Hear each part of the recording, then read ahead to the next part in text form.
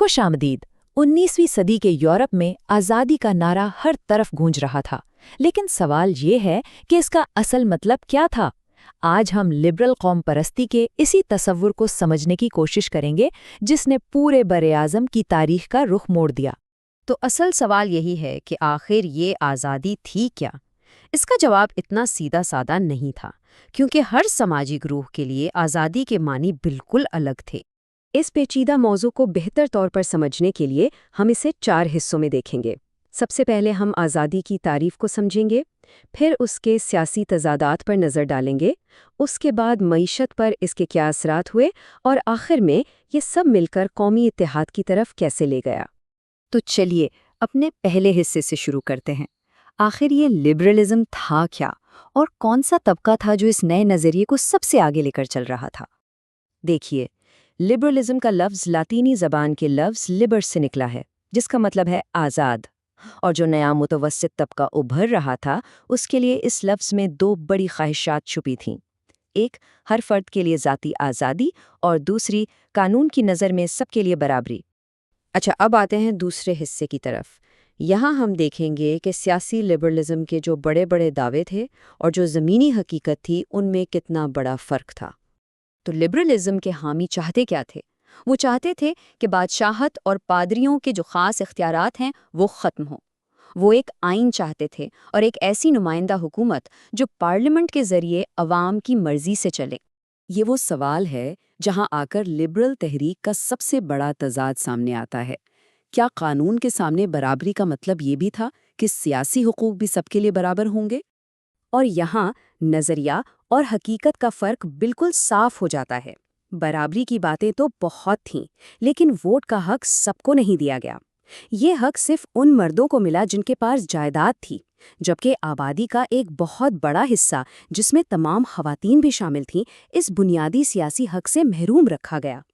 France की मिसाल से अंदाज़ा होता है कि ये हुकूक कितने नापायदार थे। जैकोबिन दौर में तमाम मर्दों को वोट का हक मिला, लेकिन फिर नेपोलियन ने आकर उसे वापस महदूद कर दिया।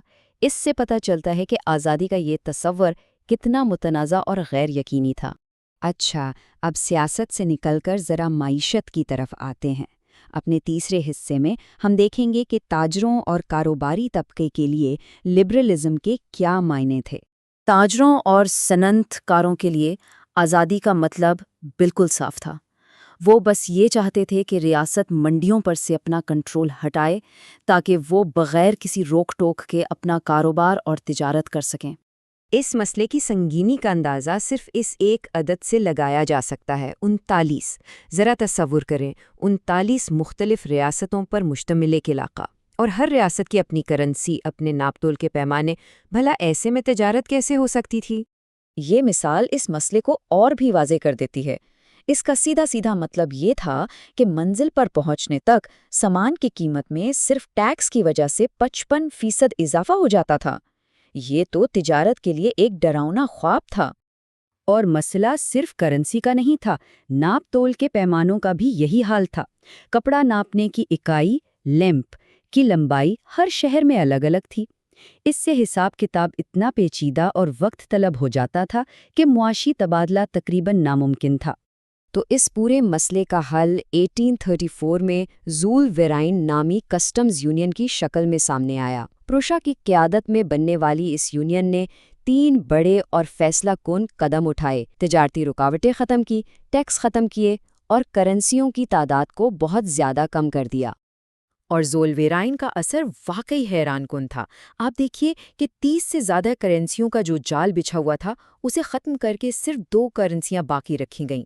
इस एक कदम ने तिजारत को बेहद आसान और मौसर बना दिया। अब हम आ पहुँचे हैं अपने आखिरी हिस्से में, जहां हम ये देखेंगे कि ये मुआशी और सियासी धारे आपस में मिलकर एक नई सिमत कैसे बनाते हैं। तो अहम नुक्ता ये है कि जब एक मुत्तहिदा माशी इलाका बना, तो इससे सिर्फ तिजारत को ही फ़ायदा नहीं पहुंचा, बल्कि उसने एक वाहिद मुत्तहिदा कौम के तस्वुर को भी बहुत मजबूत किया। जब लोग माशी तौर पर एक दूसरे से जुड़ने लगे, तो उनमें कौमी यकजहती के जज्बात भी पैदा होने लगे।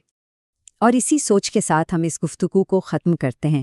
یہ سوال اس پوری بحث کا خلاصہ ہے اور یہ ہمیں سوچنے پر مجبور کرتا ہے کہ ایک قوم کی تعمیر میں معاشی اور سیاسی عوامل کا کردار کتنا گہرا اور پیچیدہ ہوتا ہے۔